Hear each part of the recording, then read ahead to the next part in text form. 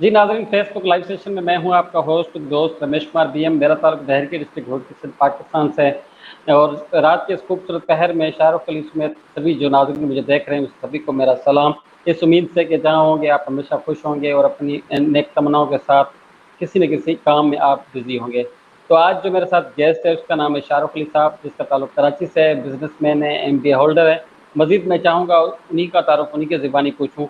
शाहरुख अली साहब, मैं आपको अपने इस प्रोग्राम में शामिल होने पर वेलकम कहूँगा और मैं शुक्रिया। चाहूँगा कि आप अपना तारुफ अपनी ज़बानी करा दें तो बहुत शुक्रिया होगा, क्योंकि बहुत से नाज़रीन जो देख रहे हैं वो आपका तारुफ खुद अपनी ज़बानी सुनना चाहते हैं। जी शुक्रिया रमेश, मैं करता हूँ।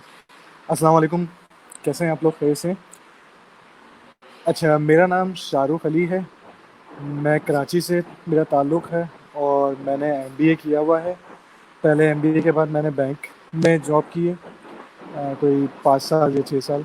उसके बाद मैंने अपना काम शुरू किया है रैग्स और वाइपर्स और टॉवल का। यानी रैग्स और वाइपर्स से अगर थोड़ा सा एक्सप्लेन कर दूँ मैं, तो सफाई के जी जी। कपड़ा जिसे आप बोलते हैं, हम सफाई का कपड़ा बनाते हैं और वाइपर्स भी वही होते हैं सफाई के कपड़े के लिए। बाकी ये है कि हम टॉवल भी बनाते हैं हर तरह का, यानी बाथ रोब हो गया या हैंड टॉवल हो गया, वो हर तरीके के टॉवल भी बनाते हैं। ये मैन्युफैक्चर करते हैं और एक्सपोर्ट करते हैं। तो ये मेरा छोटा सा एक इंट्रो है। माशाल्लाह, बहुत अच्छा लगा आपका इंट्रो सुनकर और हम इंतहाई मशकूर हैं कि आपने बड़ा टाइम दिया। आप ये बताएं, आपकी जो बेसिक तालीम है वो कहाँ से हासिल की और एमबीए आपने कहाँ से हासिल की, और ये तालीम वाला आपका एक्सपीरियंस कैसे रहा? कोई डिफ़िकल्टीज तो नहीं आई या बआसानी से आपने हासिल की? थोड़ा सा इधर बता दें नाज़रीन। अच्छा, देखिए, मैंने स्टार्टिंग में जो अपना ग्रेजुएशन है वो मैंने बीबीए किया है, बीबीए ऑनर्स इकरा यूनिवर्सिटी से। और उसके बाद मैंने अपना एमबीए भी जो है वो इकरा यूनिवर्सिटी से किया है। तालीम हासिल करना आसान नहीं है, ये मैं कह दूँ, क्योंकि जो चीज़ जो है आपको नॉलेज देती है वो इतनी ईज़ी मिलती नहीं है। तो थोड़ी मुश्किलात तो होती हैं हर चीज़ में, लेकिन ये है कि अगर तालीम आपको मिल जाए तो वो आपको शऊर दिलाती है, दुनिया में उठने बैठने का तरीका दिलाती है। तो बहुत ज़रूरी चीज़ है जो हर इंसान को लेनी चाहिए। बाकी एमबीए में जो किया है मैंने, मेरा फाइनेंस स्पेशलाइजेशन जो है मेरी फाइनेंस में। तो फाइनेंस साइड पे मैं सारा बैंकिंग में काम करता रहा हूँ। बाकी ये है कि बीबीए में जो है मेरी स्पेशलाइजेशन जो है वो मार्केटिंग में थी। अब जो है वो इंटायरली डिफरेंट, मेरा एक डोमेन अलग है बिजनेस का, तो मैं बिजनेस करता हूँ। अच्छा, आपका एमबीए और बीबीए का खुद का शौक था या घर वालों का शौक था या किसी दोस्त से आप मुतासिर होकर आप इस फील्ड में, मतलब एजुकेशन इस फील्ड चुनी आपने? एमबीए बीबीए का शौक मेरा था, लेकिन जो उसके पीछे बैकग्राउंड था, मेरा बेसिकली जो शौक था वो था मीडिया साइंस का। मुझे करियर जो था मेरा वो, मुझे ये चाहना था कि मुझे मीडिया साइंस करना है। उसके बाद मुझे कहीं एक फाइनेंशियल वो, या वैसे कह लें आप, मीडिया किसी ग्रुप में एक बिजनेस एनालिस्ट बनना है या मुझे कोई एंकर पर्सन बनना है। लेकिन घर वालों के, कोई फैमिली के प्रेशर ये था कि आप एमबीए करेंगे तो आपको एक अच्छी जॉब मिलेगी, मीडिया साइंस में पता नहीं जॉब मिले ना मिले, कुछ उनको सिक्योरिटी थी। यानी हम, मुझे जो एक बेसिक सिनेरियो है वो थोड़ा सा अजीब लगता है कि हमारे पेरेंट्स कुछ एक ये चीज़ पे चले जाते हैं कि अगर आप डिग्री लोगे तो आपको एक जॉब अच्छी मिल जाएगी, जबकि पढ़ाई जो है उसका काम जॉब लेना नहीं। पढ़ाई का काम बिजनेस भी हो सकता है, पढ़ाई आप अपने शऊर के लिए भी कर सकते हैं, पढ़ाई आप कुछ चीज़ सुधारने के लिए भी कर सकते हैं। हज़ार चीज़ें हो सकती हैं मकसद, लेकिन जो पीछे होता है वो ये होता है कि आपको डिग्री ले लें, आपको एक अच्छी नौकरी मिल जाएगी। मेरे हिसाब से ये नहीं होना चाहिए जो मुझ पे गुजरी है। मेरे माँ बाप ने मुझे ये हमेशा किया है कि यार अच्छी डिग्री ले लो, शायद उसके बाद तुम्हें अच्छी नौकरी मिल जाएगी। सही है, उनके हिसाब से बैंक में बहुत अच्छी नौकरी भी मिल गई मुझे, लेकिन मैं कहीं ना कहीं सेटिस्फाई नहीं था उस चीज़ में। मुझे एक अलग डोमेन, यानी मुझे कि पढ़ाई हर किसी को करनी चाहिए, ज़रूरी है हमारे माशरे के लिए। अगर आप ये बोलें कि मैं पढ़ाई नहीं करनी चाहिए तो वो बिल्कुल गलत हो जाएगा। पढ़ाई लाजमी है, लेकिन उसको आप देखें कि आपका इंटरेस्ट कहाँ जा रहा है।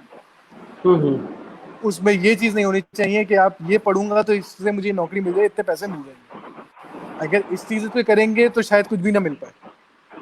लेकिन आप अगर इंटरेस्ट जहाँ पर होगा ना, आपका पैशन जहाँ पर होगा, वहाँ आपको पैसों के साथ साथ सेटिस्फेक्शन ही मिल जाएगी। और मेन चीज़ ज़रूरी होती है आपके करियर में आपकी सेटिस्फेक्शन। हम्म। तो ये एक चीज़ जो मुझे फेस की मैंने, तो प्रेशर हमेशा माँ बाप की तरफ से ही होता है, हाँ, लेकिन मुझे ये था कि थोड़ा सा मुझे बिजनेस साइड पे आना था, लेकिन ऐसा नहीं आना था। मेरा बिजनेस साइड कुछ और था, यानी कि एज अ एंकर पर्सन या फाइनेंशियल एनालिस्ट जो होते हैं आजकल, जो न्यूज़ पे आपको हम्म। फाइनेंस के इंफॉर्मेशन देते हैं, वो मेरा था। जी। अच्छा शाहरुख भाई, ये बताना, अक्सर जैसे आपने खुद अपना एक्सपीरियंस शेयर किया है, वैसे बहुत से ऐसे स्टूडेंट होते हैं या बहुत से ऐसे यंग नौजवान होते हैं जो चाहते हैं कि मैं ये फील्ड में चाहूँ, लेकिन उसके वालिदैन या कोई ऐसा दोस्त उसको उस लाइन से डाइवर्शन कर देता है कि आप ये लाइन चुनें, उसके बाद वो इतना सक्सेसफुल नहीं हो सकता। तो आप इसको कैसे देखते हैं? क्या वालिदैन को अपने बच्चे पे सब कुछ छोड़ना चाहिए कि जिसका उसमें इंटरेस्ट है वो वही फील्ड चुने, या वालिदैन की रजामंदी जो है स्टूडेंट उसको चुने? तो इसमें थोड़ा सा आप अपना भी एक्सपीरियंस शेयर कर चुके हैं, लेकिन फिर भी मैं चाहूँगा कि आप तफसीली डिफाइन दें। मैं बता देता हूँ। देखें, माँ बाप के लिए बहुत क्लियर होता है उनका बच्चा, मेजॉरिटी कह लें आप उसको 13 साल या 15 साल जब वो मैट्रिक में होता है, उनको आइडिया हो जाता है हर माँ बाप को कि उनका बच्चे का आईक्यू लेवल क्या है, सही है, उसका इंटरेस्ट क्या है, सही है। कुछ बच्चे होते हैं उनका शुरू से पढ़ाई में दिल नहीं होता, हाँ, लेकिन वो 2+2 4 करना जानते हैं बड़े अच्छे से। आप उनको कुछ मैथ्स दे दो, आप उनको कोई चीज़ बेचने को दे दो, वो काम कर लेंगे, उनका दिमाग उस पर चलता है। कुछ बच्चे होते हैं वो ड्राइंग या आर्ट को बहुत पसंद करते हैं, उनका पढ़ाई में दिमाग नहीं चलता, बनिस्बत इसमें चलता है। तो ये माँ बाप को खुद समझना चाहिए कि हमारे बच्चे का नेचर क्या है, उसका दिमाग क्या कहता है, कि वो आर्ट की तरफ ज़्यादा राग़िब है या वो बिजनेस की तरफ ज़्यादा राग़िब है, वो इंजीनियर। कुछ होते हैं वो बच्चे वो शुरू से ही जो है ना, वो सबसे पहले तो अपने खिलौनों को ही स्क्रू ड्राइवर से खोलना शुरू करते हैं। तो माँ बाप को आइडिया हो जाना चाहिए कि हमने एक इंजीनियर पैदा कर दिया। ठीक है? तो ये चीज़ें देखनी माँ बाप को ही चाहिए कि वो बच्चे को एनालाइज करें कि वो कहाँ जा रहा है। सही है, या तो उसका रुझान मशीनों की तरफ है जी, वो खोल रहा है, वापस को सेट कर रहा है, वो लाइट भी लगा रहा है, सब कुछ कर रहा है, तो वो आपको आइडिया हो जाता है कि बच्चा इंजीनियरिंग माइंड की तरफ है। वो शुरू से हिसाब किताब में घुस रहा है, घर का हिसाब रख रहा है, छोटे मोटे पैसे आ रहे हैं, अम्मी का पैसों का हिसाब रख रहा है, क्योंकि अब्बू ऑफिसर ला रहे हैं, वो रख रहा है कि भाई ये पैसे आ रहे हैं, ये जा रहे हैं। तो उसका दिमाग माइंड में 2+2 4 कर रहा है, उसका वो दिमाग वहाँ चल रहा है। एक बच्चे की कैटेगरी होती है वो शुरू से ही जी वो ड्राइंग कर रहा है, आर्ट कर रहा है, वो प्लांटिंग में जा रहा है, वो पौधों में दिलचस्पी ले रहा है, तो उसका माइंडसेट इंटायरली डिफरेंट है। वो कुछ एक अलग आर्टिस्टिक नेचर का बच्चा है, तो वो उसको आप उस तरफ, यानी उसको फॉरेस्ट की आप एजुकेशन दिलवाएं, उसको आप जोलॉजी में कुछ करवाएं, या आप उसको आर्ट स्कूल्स हैं हमारे पास बहुत सारे मुल्क में, तो किसी आर्ट स्कूल में उसका टैलेंट और बढ़ाएं, तो वो उस तरफ लेके जाएं उसको, वो सिंगिंग करे या वो जो भी करना चाहे उसके ऊपर है। उस पर थोपे नहीं अपनी मर्जी कुछ भी। या कुछ इंजीनियर है तो अब उसको जी बोलते हैं तो नहीं तुम्हें डॉक्टर, हमारे एक जी बड़ा एक माइंडसेट भी है जी, बच्चे को डॉक्टर जरूर बनना है। तो वो जी जो बिल्कुल। बच्चा जो है 8वीं या 9वीं के अंदर मेंढक काटते हुए उसके हाथ कांप रहे हैं, तो वो कल को बंदा कैसे काटेगा? तो एक छोटी सी बात है, लेकिन माँ बाप ने जी डॉक्टर ही बनना है, तो वो उसका दिमाग उसका है नहीं, लेकिन उसको डॉक्टर बनना है। तो ऐसे डॉक्टर जो है वो जब दिल से ही काम नहीं करेंगे, उसका पैशन ही नहीं होगा, तो आगे जाके किस तरह दुनिया को सर्व करेंगे या पाकिस्तान को सर्व करेंगे? सही है, तो बहुत ये बेसिक सी चीज़ है। या उसको, एक बच्चे का इंजीनियरिंग माइंड है, आप उसको बिजनेस में डाल दो, तो वो टेक्निकली चीज़ों को तो समझ लेगा, लेकिन वो 2+2 4 नहीं कर सकता। नहीं वो कर उसके लिए एक सकता। अकाउंटेंट रखेगा और जो के काम वो खुद कर सकता है। तो ये माँ बाप की जिम्मेदारी है, या माँ बाप को सोचना चाहिए कि बिल्कुल। किस तरह से अपने बच्चों को देखना। और ये ज़्यादा मुश्किल प्रोसेस नहीं है। हर माँ बाप का बच्चा अगर 10 साल 11 साल में वो समझ लेते हैं कि उनका बच्चा किस नेचर का है, उसके अंदर क्या एबिलिटीज़ हैं, क्या। आपने SWOT एनालिसिस सुना होगा, मैंने बिजनेस में पढ़ा है। SWOT बिल्कुल एनालिसिस बिल्कुल। होता है strength, weakness, threats and opportunities. तो आपके बच्चे का SWOT एनालिसिस आपको पता होना चाहिए कि उसकी स्ट्रेंथ्स क्या है, वो कहाँ जी जी। अच्छा चलता है, कहाँ क्या उसकी वीकनेसेस हैं, सही है, क्या हाँ। उसके थ्रेड्स हैं जो उसको आगे लाइफ में मिलेंगे, और क्या अपॉर्चुनिटीज बिल्कुल। है जो वो ग्रैब कर सकता है। आपको उसको सिखाना है कि भाई ये अपॉर्चुनिटी तुम ये कर सकते हो। तो ये माँ बाप की सबसे पहले रोल है कि जो उनको प्ले करना है बच्चे के साथ, क्योंकि हमें अगर अच्छी जनरेशन आगे बढ़ानी है तो माँ बाप का रोल यहाँ पर आता है कि बच्चों की परवरिश इस तरह करनी है। तो ये मेरा एक छोटा अच्छा। सा ओवरव्यू है इसमें। नहीं नहीं नहीं, ज़बरदस्त, माशाल्लाह, बहुत अच्छा आपने ओवरव्यू दिया। अच्छा शाहरुख भाई, ये बताएं कि आप मीडिया इंडस्ट्री में या मीडिया साइंस में क्यों जाना चाहते थे? इस हवाले से आपका क्यों शौक पैदा हुआ? थोड़ा सा इस हवाले से अगर आप डेफिनेशन बताएं। मैं बता देता हूँ। देखिए, मीडिया इंडस्ट्री जब मैंने अपना बीबीए में एडमिशन लिया उस वक्त सिर्फ जियो का एक रुझान था जो शुरू हुआ था मोस्ट प्रोबेबली। तो मुझे एक कहीं ना कहीं एक क्लिक किया कि हमारे पास, क्योंकि यूजुअली मैं मेरी जो ब्रिंगिंग हुई है, मैंने शुरू से ही सीएनएन और ये फॉक्स न्यूज़ और इस तरह देखते हुए चैनल्स आए हूँ जो कि बाहर हम चल रहे होते हैं। वहाँ पर फाइनेंस एनालिस्ट की भी जो वो होती हैं, एनालिस्ट बैठे होते हैं जो बता रहे होते हैं टीवी पे, न्यूज़ एंकर्स होते हैं। ये रुझान हमारे पास 2000 तक नहीं था मौजूद पाकिस्तान के अंदर। सिर्फ एक पीटीवी चैनल था हमारे पास, वो आता था। उसके बाद जियो आया है, तो वो एक ही। तो जब मीडिया इंडस्ट्री पाकिस्तान में मीडिया साइंस लॉन्च हुआ, पहले मास कम्युनिकेशन के नाम से होता था, लेकिन उसमें एज सच हमारे पास वो कंटेंट नहीं था। हम जर्नलिज्म पे काम करते थे मीडिया।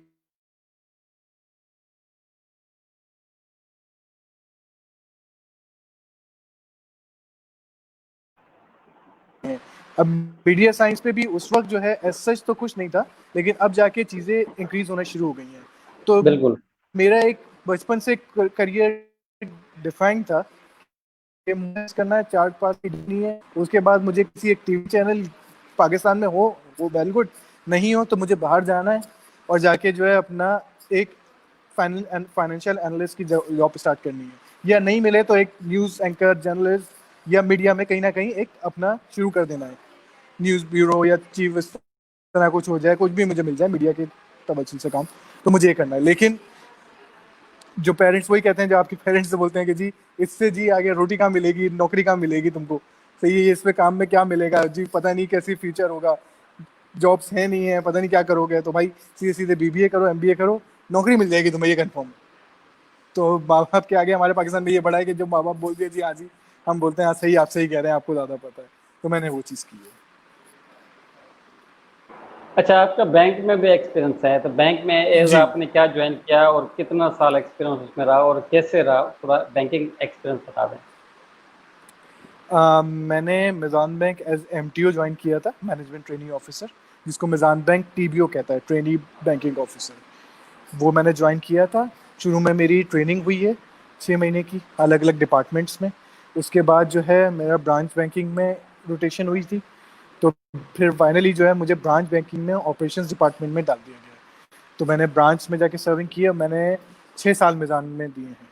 अच्छा, उसके बाद ब्रांच में मैं ऑपरेशंस देखता था, clearing, forwarding, transfer, account opening, customer dealing. उसके बाद जो है थोड़ा सा मेरा रुझान ट्रेड की तरफ था, क्योंकि ट्रेड एक ऐसा डोमेन मुझे लगता है जो कि पाकिस्तान को बहुत ज़रूरत है। यानी हमारे ट्रेड में इंपोर्ट और एक्सपोर्ट आते हैं।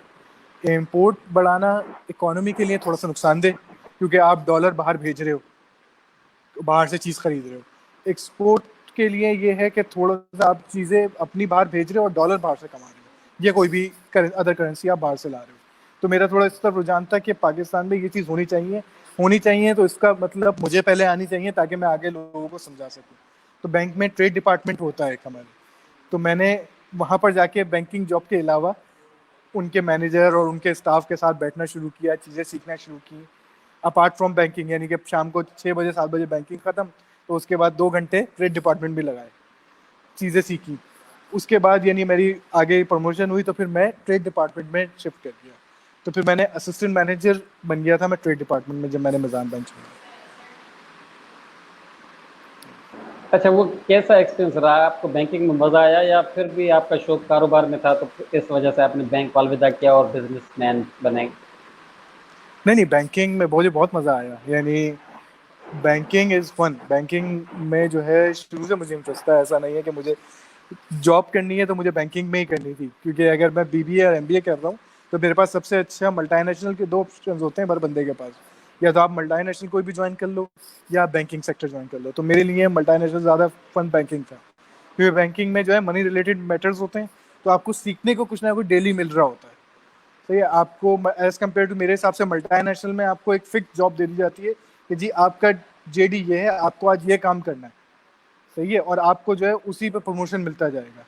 तो पर्टिकुलर आपका टास्क असाइन होता है। बैंकिंग में आपको सब कुछ करना है। आपको जी आज कस्टमर भी देखना है, सही है, और दिन में आपके 100 कस्टमर आ रहे हैं, तो 100 लोगों से आपकी बात इंटरेक्शन हो रही है। 100 अलग अलग लोगों के मसाइल आपको सुनने को मिल रहे हैं। 100 अलग अलग लोगों की जो है तकलीफ़ें, 100 अलग अलग लोगों की खुशियाँ, 100 अलग अलग लोगों के नेचर आपको समझने का मौका मिलता है। इसके अलावा आपका जो है वो डिपार्टमेंट होते हैं, क्लियरिंग होता है, फॉरवर्डिंग होता है, उसमें रेमिडेंस होता है, अकाउंट ओपनिंग होता है। मुझे जो सबसे अच्छा चीज़ लगी है बैंकिंग में वो कस्टमर डीलिंग लगी, क्योंकि मुझे लोगों को मिलना, लोगों से बात करना मुझे बड़ा अच्छा लगता है। तो मेरा एक्सपीरियंस बहुत अच्छा था बैंक के अंदर, यानी मैंने अपने समझ लें विलिंगली ही छोड़ी है, बैंक मेरा मुझे जब भी छोड़ने को तैयार नहीं था। जबरदस्त। अच्छा, कहते हैं कि बैंक में वैसे टाइमिंग आम रूटीन होती है 9 से लेकर 5 बजे तक, जो आपका जो हिस्सा होती है, मतलब 8 घंटे, लेकिन फिर भी उसमें 2-3 घंटे ज़्यादा देने पड़ते हैं। तो ऐसे नहीं कभी इंसान थकता नहीं है कि यार ये कैसी जॉब है, 8 घंटे फिक्स है लेकिन 10 से 11 घंटे देने पड़ते हैं? तो इस हवाले से आपका या और आपके बैंकिंग के जो साथी हैं उसका क्या कहना होता है, वो थोड़ा बता दें नाजरीन तो को। देखें, मैं रमेश, देखें, अगर मैं अपनी बात दोबारा वही पुराने वाले पॉइंट पे जाऊं, जिस चीज़ में आपका इंटरेस्ट है ना, अगर आप जैसे ये बोलते हैं कि मेरा इंटरव्यू लेने में इंटरेस्ट है, आपसे मैं 24 घंटे इंटरव्यू करवा लूँ, आप खुशी खुशी करते रहेंगे। अब मेरा बैंकिंग में इंटरेस्ट ही नहीं है, मैं उसको वो कर रहा हूँ कि जी मुझे 9 बजे जाना है, 5 बजे मुझे समेटना है और मुझे 7 बजे भागना है। तो मैं कैसे भी करके बोलूँगा यार क्या सर दर्द है, कैसी नौकरी है, ये है वो है, और करूँगा। और वही है, अगर मेरा इंटरेस्ट है ना, तो मैं अपने एग्जांपल दे दूँ ना, मैं 7 बजे अगर मेरा काम खत्म होता था तो मैं 2 घंटे लगा के ट्रेड भी सीखता था, मेरा इंटरेस्ट था। तो आपके इंटरेस्ट पे डेवलप कर रहा है, अगर आपका पैशन है आपकी जॉब, तो आप वो बिल्कुल आपको पैशन। रात के हाँ 11 बजे भी बिठा लेना, तो आप खुशी खुशी बोलोगे नहीं 12 बजे तक बैठूंगा। और अगर आपका वो इंटरेस्ट नहीं है ना, तो आपके 5 बजे भी आपके पेट में दर्द हो रहा होगा यार कि बस अब बिल्कुल। खत्म, मैं मर गया, हाँ, ऐसा। जिस बंदे का पैशन होता है उसको तो पता ही नहीं चलता ना, टाइम का, नहीं खाने का, नहीं पीने का। वो तो पैशन जिसका होता है वो डेफिनेटली, तो डेफिनेटली। बिल्कुल अपने काम से प्यार करता है, इतना कि उसको पता ही नहीं चलता कि कितना टाइम हो चुका है। अच्छा, मैं भी आपके मुझे बिजनेस की बैंकिंग तरफ में आऊंगा। पता नहीं चलता था कि जी। मेरा लंच कब होता था, मेरा शाम को जो है चाय कब होती थी, और मेरी चाय किस तरह ठंडी होती थी, मुझे अपने काम में नहीं पता होता था। जब मैं 6 बजे देखता था बिल्कुल। तो मुझे मेरा मैनेजर ही डांट रहा होता था कि यार तुमने लंच नहीं किया, जाके लंच करो पहले, बिल्कुल। या तुम्हारी हाँ, चाय क्योंकि ठंडी आपको हो गई पैशन है। था। हाँ, यही पैशन का असल मिशन यही होता है। लोग कम समझते हैं, लोग कह देते हैं कि हमारा इसमें पैशन है, लेकिन वो महसूस नहीं होता, बिल्कुल, कहने से भी नहीं होता महसूस ना। नहीं, अच्छा, आप बिल्कुल सही। बिजनेस की तरफ कैसे आए और ये बिजनेस आपने कैसे चुना, और अभी माशाल्लाह आपका बिजनेस कैसे उसको आप डील कर रहे हैं, थोड़ा सा इस हवाले से एक्सपीरियंस बता दें। मैं बता देता हूँ। देखिए, मैंने बैंकिंग में ट्रेड डिपार्टमेंट में मेरा ट्रांसफ़र हो गया था। उसके बाद मैंने वहाँ ट्रेडिंग कर रहा था, तो वहाँ भी मैंने आपको बताया, मेरा लोगों से मिलना मुझे बड़ा अच्छा लगता है, क्योंकि लोगों को आप जब मिलते हैं तो उनसे आप, जैसे आप इंटरव्यू कर रहे हैं, तो लाइव भी इस तरह लोगों से इंटरव्यू हो रहा होता है। वो अपने मसले बताते हैं, वो आपको अपॉर्चुनिटीज़ बताते हैं मार्केट की, वो आपको मार्केट के थ्रेड्स बताते हैं, आपको नई चीज़ें बताते हैं, वेंचर्स बताते हैं। तो वहाँ पर मेरे 2-3 ऐसे क्लाइंट्स थे जिन्होंने मुझे बोला कि यार तुम ये काम कर रहे हो ट्रेडिंग का, तो why not you join business, तुम इस पे काम करो, कि अगर तुम ये कर सकते हो तो बिजनेस भी हो सकता है। तो वहीं से मुझे एक आइडिया मिला है ट्रेड का कि ये इसमें अपॉर्चुनिटी। फिर मुझे 3-4 बिजनेसेस देखे, यानी I look after for distribution, medicine की डिस्ट्रीब्यूशन, और ये fast food industry, towel industry, tissue making industry, racks industries. मैंने 3-4 इंडस्ट्रीज पे सर्वे किया, क्योंकि आपके डॉक्यूमेंट आ रहे होते हैं, आपके क्लाइंट्स आ रहे होते हैं। ये फिजी ड्रिंक इंडस्ट्री जो आपकी ये कोल्ड ड्रिंक बनाने की होती है, ये इंडस्ट्री देखी मैंने। तो जब आपके पास नंबर ऑफ क्लाइंट्स आ रहे होते हैं, तो आपको एक्सपीरियंस गेन हो रहा होता है उनसे कि क्या क्या मार्केट में काम हो रहे हैं। तो वो जब चीज़ें मैंने देखी, तो मुझे उसमें से एक इंडस्ट्री टॉवल की और रैक्स और वाइपर्स की समझ में आई। तो मेरे ही कुछ क्लाइंट थे जिन्होंने मुझे थोड़ा सा, वो कहते हैं, आप बूस्टअप किया कि यार आप कर सकते हो, थोड़ा सा पंप किया। तो मैंने थोड़ा सा फैसला लिया, थोड़ा सा स्टार्टिंग जो है मैंने, अच्छा, बिजनेस मेरे लिए शुरू से ये है कि आप जो है एक बहुत बड़ी अमाउंट उस पर नहीं डाल सकते हो, क्योंकि आप जिस वक्त अमाउंट डाल दोगे वो डूब जाएगी। तो आप हमेशा इनिशियल स्टेज से स्टार्ट करो। तो मैं अपना बिजनेस बताऊं तो मैंने 1 लाख रुपए से स्टार्ट किया। मेरे पास ना फैक्ट्री थी, ना मेरे पास कोई ऑर्डर था।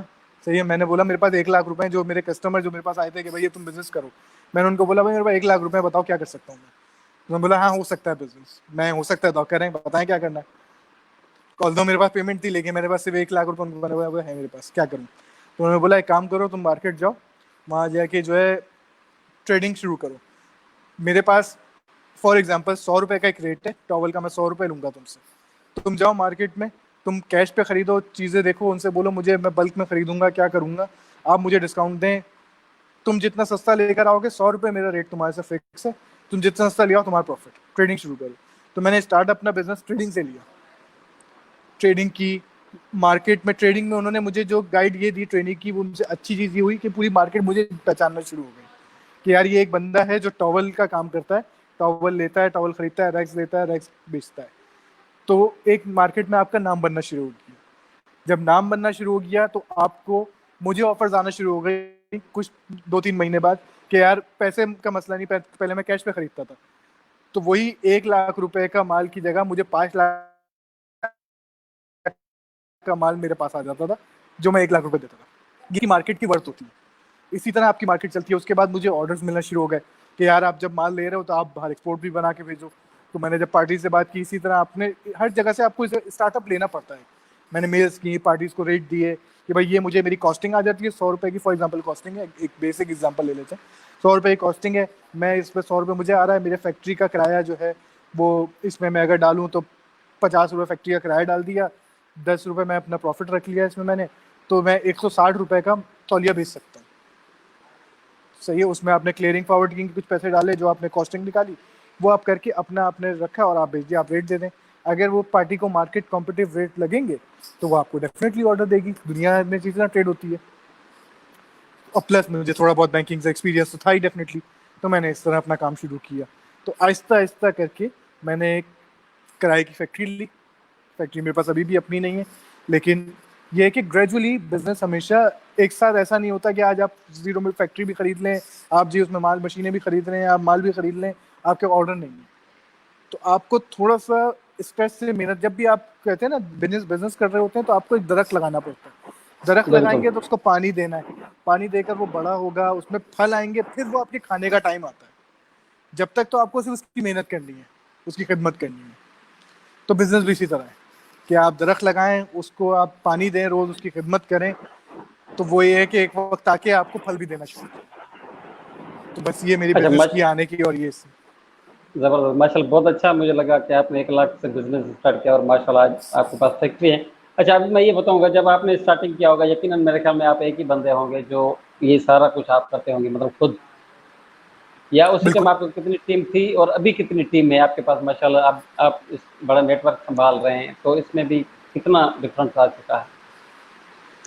जब मैंने बैंकिंग छोड़ी तो मेरे लिए बड़ा मुश्किल वक्त था कि मुझे एक लगी बंदी अच्छी सैलरी आ रही है और मुझे वही, आगे मुझे पता नहीं था अगले महीने मेरे पास सैलरी आएगी या नहीं आएगी। और मैं अकेला ही था, मैंने अपने साथ किसी को भी नहीं लिया, अकेला पैदल भी चला हूँ। सही है, बाइक मुझे चलानी नहीं आती, लोगों ने बोला बाइक चला लो, मैंने 1-2 दफ़ा चलाई, गिरा दी। सही, गाड़ी चलानी आती है, लेकिन गाड़ी आप उस लेवल पे लेकर नहीं चल सकते जिस पर आपको काम करना है। तो मैंने रिक्शे भी इस्तेमाल किए, मैंने चिंची भी इस्तेमाल की है, मैंने करीम की बाइकें भी इस्तेमाल की है, मैंने किसी को इस तरह भी किया है कि भाई मुझे वहाँ बाइक तक छोड़ दो। तो मैंने हर, पैदल भी मैं बहुत चला, तो मैंने हर मेहनत का वो पहलू देखा है अपनी आंखों से। वो कहते हैं ना स्क्रू और ड्राइवर बनना पड़ता है आपको, तो वो स्क्रू भी बनाओ, ड्राइवर भी बनाओ, क्या। तो मैंने हर चीज़ वो देखी है अपने हिसाब से। और अब जो है, अब मैं जो हूँ वो, ये थोड़ी सी मेरी स्ट्रेटजी अलग है। अब मैं अपने जो हूँ, मुझे अगर काम करना है 12 घंटे का, तो मैं 12 घंटे अपने डिवाइड करता हूँ। यानी मैं देखता हूँ कि अगर मुझे एक माल खरीदना है तो मेरा 1 घंटा जाना, 1 घंटा आना, 2 घंटे हो गए। तो ये 2 घंटे में मेरी, अगर मैं यहाँ फैक्ट्री में बैठूँ तो मैं कितना अर्न कर लूँगा। कॉस्ट बेनिफिट होता है, कॉस्ट एनालिसिस बेनिफिट होता है कि आप ये 2 घंटे अगर फैक्ट्री में पे देंगे तो मैं कितना अर्न कर लूंगा, एज कम्पेयर टू मैं यही चीज़ माल लेने जाऊँ तो मैं कितना अर्न कर लूंगा। जब मैं देख रहा हूँ कि मैं माल लेने जा रहा हूँ तो मुझे शायद वहाँ पर 50 रुपये बच रहे हैं, और अगर मैं फैक्ट्री में खुद बैठूँ अपना काम करूँ तो मैं 100 रुपये कमा सकता हूँ इन 2 घंटों में। तो वो मैं 2 घंटे किसी एक बंदे के 25 रुपये में ख़रीद के उसको भेज दूँ कि तुम जाओ मेरे लिए माल परचेज करके ले आओ। अब मैं कुछ इस तरह से कैलकुलेशन करता हूँ कि अगर मेरे पास 12 घंटे अपने काम करने के लिए ना, तो मैं 12 घंटे लोगों के खरीद लूँ सस्ते रेटों में, और उसमें अपना प्रॉफिट भी निकाल लूँ, तो मैं 24 घंटे काम कर सकता हूँ। तो अब मेरे पास एक प्रॉपर टीम है जो काम करती है, हम 24 घंटे ऑन होते हैं। सही है, 12 घंटे इसमें मेरे होते हैं, 10 घंटे मेरे होते हैं, बाकी 10 घंटे मेरी टीम के होते हैं। अच्छा, ये टेक्निक्स आपने कहाँ से सीखी? क्या बैंकिंग से या फील्ड वर्क से, या इस बिज़नेस में आने के बाद आपने मज़ीद बिज़नेस से सीखा? किस चीज़ का रमेश? मैंने कहा जैसे अभी आपने मुझे कहा समझ 12 घंटे, मैं 12 घंटे जैसे आपके हुए हैं तो आप मैनेज करते हो, 2 घंटे से बचाएं, इतने में इतना प्रॉफिट होता है, ये टेक्निक्स है ना, बेसिक जैसे पॉइंट्स होते हैं हम कुछ हम्म। ऐड करते हैं। तो ये आपने कहाँ से सीखे? क्या बैंकिंग से आपका सारा एक्सपीरियंस हुआ, या इस कारोबार में आने के बाद, या फील्ड में जाने के बाद?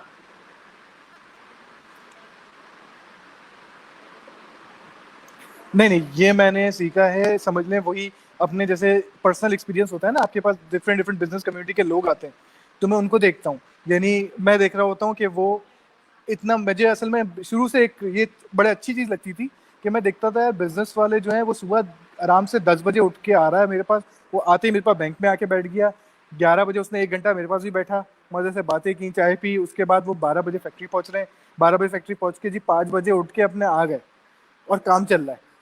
तो मुझे बड़ा अजीब सा लगता था यार कि मैं अगर खुद नहीं बैठ रहा हूँ तो वो काम कैसे चल रहा है। तो ये मैंने इन्हीं लोगों से, जो मेरे दोस्त हैं, मेंटोर्स हैं, इन्हीं लोगों से सीखा है कि अपने घंटे आप किस तरह से यूटिलाइज करेंगे। क्योंकि अगर सुबह आपको जो है, आप रात को अपना कहीं टाइम दे रहे हैं, क्योंकि हमारी जैसे एक्सपोर्ट में यूएस के टाइमिंग या लंदन के टाइमिंग या ऑस्ट्रेलिया के टाइमिंग थोड़े से हमसे आउट होते हैं, तो डिफरेंस है, रात को बिल्कुल हमारा बिल्कुल टाइमिंग जो है वहाँ ज़्यादा वहाँ लगता है। बिल्कुल तो वहाँ हमें खुद बिल्कुल। पार्टी से बात करने के लिए अवेलेबल होना चाहिए। जब हम रात को देर से सोएंगे तो हम सुबह डेफिनेटली देर से उठेंगे, देर से उठेंगे, बिल्कुल क्योंकि बीच में जो है वो होता है, आपको एक 8 घंटे की नींद तो चाहिए होती है। तो इस लाजमन। बीच में आपके पास ऐसे बंदे होने चाहिए कि जो आप, जिनका टाइम आप खरीद लें, उनके घंटे खरीद लें, उनको हायर करें, और वो आपके बिहाफ पे सुबह 8 बजे आपका काम कर रहे हैं। बिल्कुल अगर वो नहीं करते तो हमारे पास बंदे बहुत सारे हैं जिनके हम घंटे खरीद सकते हैं। तो वो इस तरह से आप मैनेज करते हैं अपना टाइम, और आप बहुत इजीली चीज़ें कर सकते हैं। अभी फ्यूचर में तो आपकी ये क्या मैंने प्लानिंग अपने है? मेंटोर से जी, सीखा। जबरदस्त। जी, अभी क्या कह फ्यूचर रहे में हैं आपकी रमेश? क्या प्लानिंग है? अभी फ्यूचर में आपकी क्या प्लानिंग है? क्या इसी काम को आप मजीद आगे बढ़ाएंगे, या और भी कोई प्लानिंग है कि मैं इस बिजनेस का भी हिस्सा बनूं? रमेश, फ्यूचर में मेरी प्लानिंग इसी काम को आगे बढ़ाने की है, क्योंकि ये काम अब स्टेबल हो रहा है। सही है, इसमें थोड़ा सा मैं टाइम ना भी दूँ तो चलेगा। अभी मेरा असल में एक फॉलोवर हूँ, मेरे एक बहुत अच्छे मेंटोर हैं, आपके भी हैं, मिस्टर रेहान अल्लाह वाला साहब। सही है, तो मैं उनका बहुत, जो हूँ ना, एक समझ लें शागिर्द हूँ। तो मुझे उनके चीज़ों से ये एक अच्छी चीज़ लगी कि आप कोई एक मकसद बनाएं, और जैसे आप लोग इंटरव्यू कर रहे हैं, तो मैं मोस्ट प्रोबेबली उन्हीं के एक बेस पे एक शो स्टार्ट करने वाला हूँ, इश्यूज एंड सॉल्यूशंस का। तो बहुत जल्दी वो मैं शुरू करूँगा, जिसमें हम आम लोगों को लेंगे, उनके मसाइल सुनेंगे क्या हो रहा है। तो उसमें मुझे ये है कि थोड़ा टाइम निकालना पड़ेगा। मेरा अगला वेंचर जो है वो ये है कि हम लोगों के मसाइल सुनेंगे, उसमें उनको जो वो सबसे ज़्यादा फेस कर रहे हैं, यानी फॉर एग्जांपल अगर कोई बोलता है जी मुझे बिजली का मसला है, मुझे पानी का मसला है, मुझे नौकरी का मसला है, मुझे खाने का मसला है, तो हम वो मसाइल सुनेंगे, हम फिर उसका हल निकालेंगे कि पाकिस्तान में इसको हम बेहतरी किस तरह लेके जाएं। और इसी तरह चलते चलते रहा तो हम इसको आगे भी बढ़ाएंगे, यानी हम पाकिस्तान से जबरदस्त, बाहर भी लोगों के मसले, कि अगर पहले हम जबरदस्त। पाकिस्तान के मसले सॉल्व करना चाहते हैं, बिल्कुल यानी वही बिल्कुल मिस्टर रेहान अल्लाह वाली बात, कि हम चाहते हैं कि पाकिस्तान में हर बंदा कम से कम मिनिमम $500 मंथली कमाए। बिल्कुल बिल्कुल, तो जबरदस्त। मैं भी उसी पर फोकस रखता हूँ कि इसमें हम लोगों को एजुकेट करें। अगर किसी का एजुकेशन का मसला है तो वो तो मैं वैसे भी हल कर रहा होता हूँ, कि किसी को, ये मेरी तरफ से एक वो भी, अगर आपके कोई फॉलोअर हैं, किसी को कोई चीज़ समझनी है, किसी को कोई चीज़ सीखनी है, किसी को कुछ करना है, तो मेरा फेसबुक पेज अवेलेबल है, मेरी प्रोफाइल अवेलेबल है, मुझसे बिल्कुल, मैसेंजर पे आके मुझसे पूछ ले, मैं ज़रूर रिप्लाई करूँगा और उसको ज़रूर सिखाऊंगा ये चीज़, फ्री ऑफ जबरदस्त, कॉस्ट, यानी कोई चार्जेस नहीं है इसके, लेकिन मैं ज़रूर सिखाऊंगा। क्योंकि ये है कि जबरदस्त। जब हम बढ़ेंगे तो सब बढ़ेंगे। सब क्योंकि बढ़ेंगे, एक लीडर बिल्कुल वही होता सोच। है कि जिसको हाँ, सबको साथ लेकर बढ़े। बिल्कुल, लेकिन सोच होना चाहिए, और इंसान ज़ात की खिदमत की सोच होना चाहिए। इंसान, जो इंसान आगे आएगा, समझो हम आगे आ जाए। अच्छा, आखिर में बिल्कुल, मैं चाहूँगा, आप क्या पाकिस्तान मैसेज आगे देना आएगा। चाहेंगे? बेशक। आखिर में मैं चाहूँगा आपको, जो दो लोग देख रहे हैं, यकीन बाद में भी देखेंगे, आप कौन सा ऐसा पॉजिटिव मैसेज देंगे जिस तरह लोग जैसे $500 कम से कम कमा सकें? सबसे पहला मैसेज है मेहनत, अनथक मेहनत। बिना मेहनत के कुछ भी नहीं होगा। सही है, अगर आप बोलें जी मैं घर पे बैठूं और मैं सोचूं, या मैं बैठ के सोचूं और कहीं से खाना उतर जाएगा या कहीं से पैसे उतर जाएंगे, ऐसा रियलिटी में नहीं होता। आपको निकल के मेहनत करनी पड़ेगी। ये बहुत बेसिक सा फंडा है।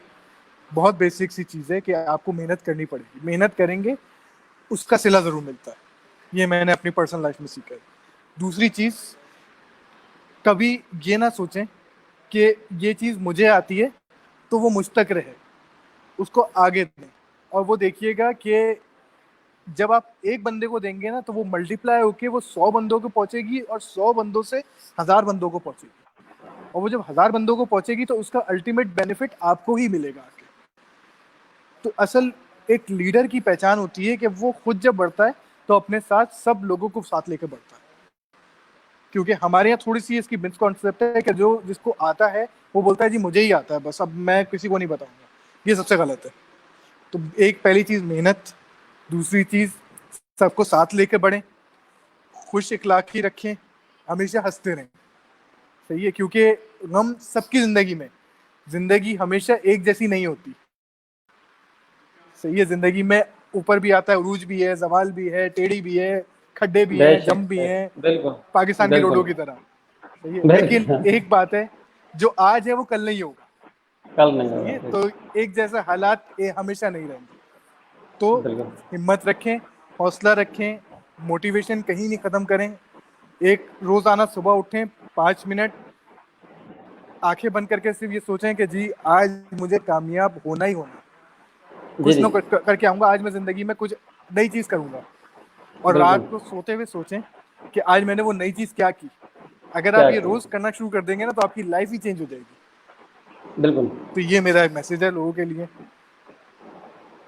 जी बहुत शुक्रिया शाहरुख अली साहब, आपने में अपने टाइम दिया कीमती, हम इंतहाई आपके मशहूर हैं और आपने बहुत से अच्छे आइडियाज़ दिए और अपने एक्सपीरियंस के मुताबिक दिए। लोगों की सुनी सुनाई नहीं सुनाई, आपने अपना एक्सपीरियंस शेयर किया और यकीनन जिसका अपना बिल्कुल एक्सपीरियंस होता है उससे लोग ज़्यादा सीखते हैं और ज़्यादा कामयाब होते हैं। जैसे आप खुद कामयाब हैं, इसी तरह और भी लोग आपको देख के यकीनन कामयाब हो सकते हैं, लेकिन मेहनत से, जदोजहद से, अनथक मेहनत बिल्कुल से और सच्चाई से, ईमानदारी से। बिल्कुल तो बहुत बिल्कुल शुक्रिया एक बार फिर मैं आपका इंतहाई मशकूर हूँ कि सर, आपने हमें टाइम दिया।